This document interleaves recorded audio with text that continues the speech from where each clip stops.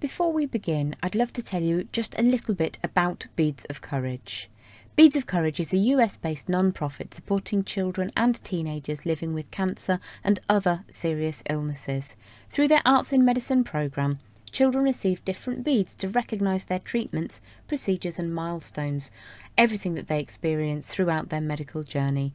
Over time, these beads create a very personal record of everything that child has faced, not simply what has happened to them, but the extraordinary courage that they've shown along the way.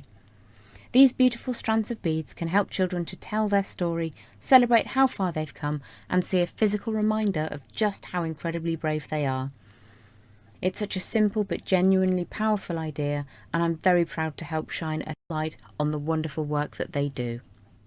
We're going to be working today with a very musical theme. Now, I know music has helped me in my own healing over the years, so I thought that to go with this gorgeous carrier bead guitar design, we would create musical notes. Now, I've presented them as earrings just here, which is where we're going to start today. But you can obviously wear these to special places, carry them with you, and then send them off to be gifted to a child or young person going through tricky times. The bead mix I'm working with is Red Queen, so I love this colourway. You've got a myriad of different bead types and sizes to work with. What I'm going to show you is how to create the treble clef or musical note design using really a very small amount of wire. I'm working with 18 gauge round wire. This is a medium temper and I have a 3.5 inch length. You can use bail making pliers, round nose pliers, or you can, like me, use these fabulous memory wire finishing pliers. I'm going to start very close to the end of that wire and begin by turning 3/4 or so of a circular form, like so. And then I'm going to switch over to my flat facing pliers. These are my bent chain nose pliers. I'm going to just give that a quick pinch. Opening and closing the pliers will make that a nice and strong start point. So very firmly hold on to that, and then we're going to push the wire around to generate a spiral that starts to open out. Not a closed up coil, but a nice opening up spiral. So just allow that to start moving around. And once you've got about 1.5 turns, so that's one and then another half, we're just going to flip this over the other way. So it really is a little bit of an artistic interpretation. It's not the perfect treble clef, but I really like these, so we're going to work in this form. I might take that a little bit further over the top. And you can see if you do pre-warm that wire, you don't always need the pliers to help you. I'm going to use again the small pin on my memory wire finishing pliers, and I'm just going to hold that up at the top and draw that wire all the way around underneath our start point. So if I just drop this down to the desk, you can see where we've taken that wire. Now it's a little bit open at the moment, so one of the tricks I like to do with this design is to just very softly twist up at the top. So if I show you at the moment, it's kind of open. What we're going to do is to grip across that pear drop shape up at the top and just gently pull it towards you, and that just sits everything really neatly and snugly together. Now, as I say, this is an artistic representation of a treble clef. It's not a perfect textbook representation. I'm going to just trim the end of the wire here to make sure that there's no jagged bits on the end. And then I'm going to grip again with the small side of my memory wire finishing pliers and just start to draw that around in another circular form. Again, around about 3/4 of a circle, and then I'm just going to push that closed and draw the tail around.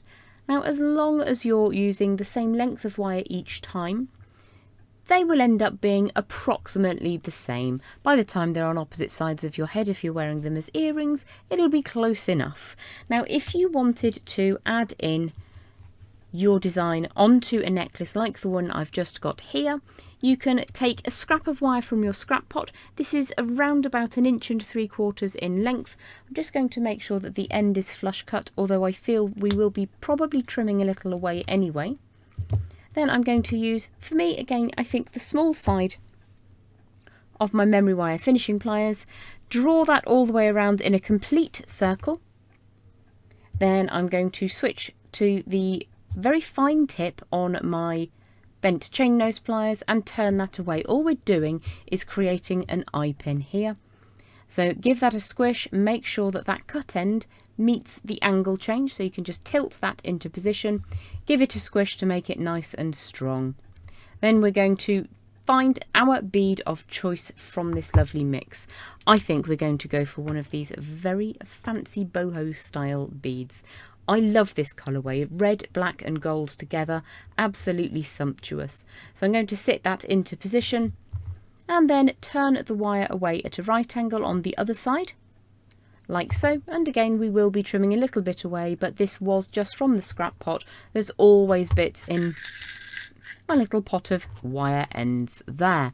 So whichever side of the pliers you choose to use, I think it looks nice if it's the same size on both sides.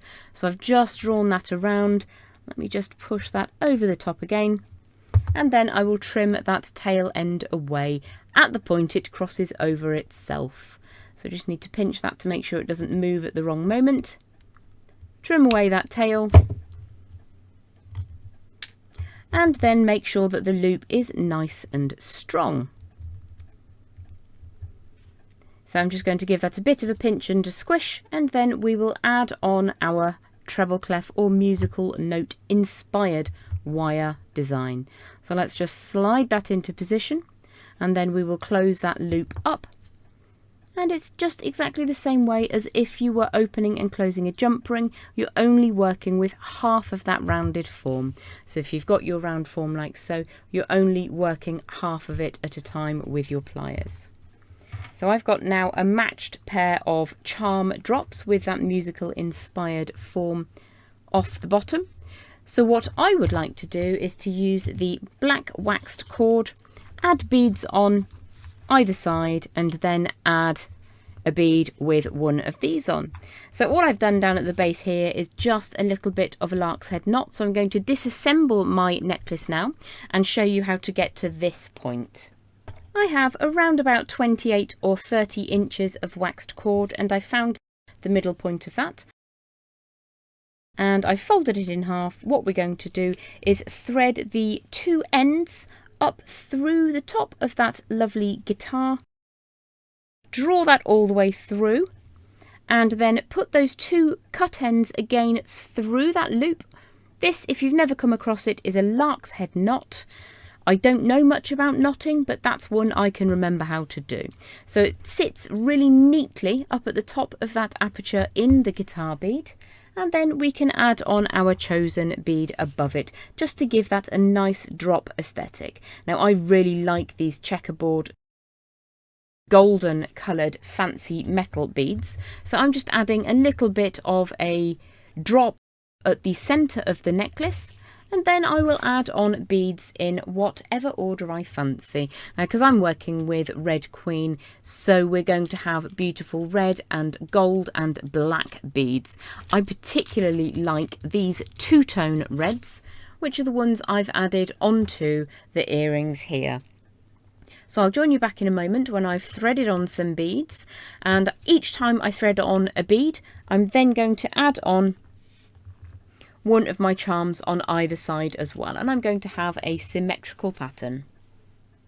So I've added a number of beads from that beautiful Red Queen bead mix, including the gorgeous guitar at the centre there, and then our music inspired treble clef-ish charm down at the base. I've added tassels and beads in a repeating order. So in order to bring everything together at the back of the design, I thought we would do just a couple of pieces of square knot, utilising a little bit of leftover thread. Now, macrame is not my natural home at all, so please don't judge. You can, of course, finish off your necklace however you wanted to. You could simply tie it onto a loop and add in your own form of clasp, but I'm just going to do a couple of square knots over the end to make a sliding closure. So I'm going to tie a very simple knot on the very end on both of those sides, just to stop this from sliding out of the macrame. So just a simple knot.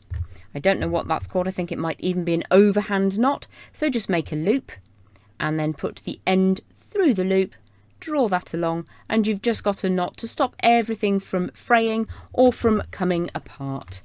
So let's take a scrap of that same threading material and bring the two ends of the necklace over the top. And then we're going to lay that thread, the short length, it's about 6 inches, and I've put that underneath both of these pieces of cord. I'm going to take the left hand end and bring it over the top of both of those pieces of cord and just pinch that into position. I'm going to bring the right hand thread over the top of the tail that you've just created, and then bring it underneath the two cords that attach to the necklace and up inside the loop you made on the first half. Draw that all together and you've made the first half of a square knot. I'm then going to take what is now the left hand tail underneath both of the ends of the necklace and just post that up like so. And then the other side I'm going to take around so it passes underneath this tail, over the top of the two necklace cords and down through the first loop you made. If I just hold both of those in position and draw that closed together, that's a complete square knot and it will move up and down. So I would just repeat that a couple of times. So again, you've got those two necklace ends sitting down like a pair of legs at the bottom there. We're going to bring the left hand cord over the top of both of them and then just sort of post it down a bit. The right hand thread I'm going to take underneath both the sticky outy bit and the two central threads and bring it up inside that loop we created. That's the first half of a square knot.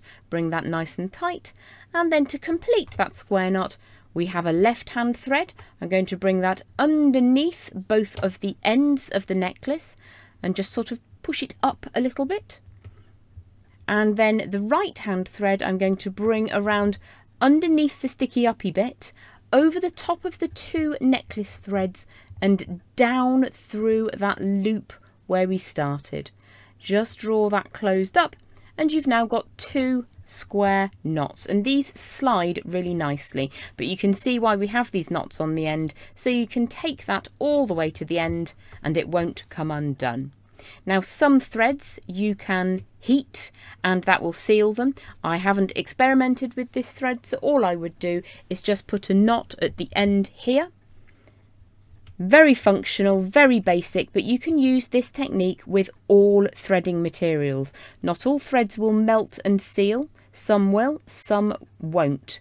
So I'm going to bring that tail up inside the small loop we made. We're repeating a simple overhand knot. It's a little bit tight for distance, so let me just try that over the top and bring it round and under instead, and then control that knot right up against the square knots that you made. So just draw it right up against the square knot, and then you can trim away the tail. Repeat on the other side and you've got a couple of square knots that will act as a clasp and closure, so you can create a really nice long aperture to get this over your head, and then you can wear it at whatever length you feel. Just repeat that simple overhand knot on the second side and trim away. So there we have our carrier beads musical note inspired, treble clef inspired jewellery. You've got a pair of earrings. You can make charms until the cows come home. I hope that you have enjoyed this Jessie James Beads tutorial in partnership with Beads of Courage.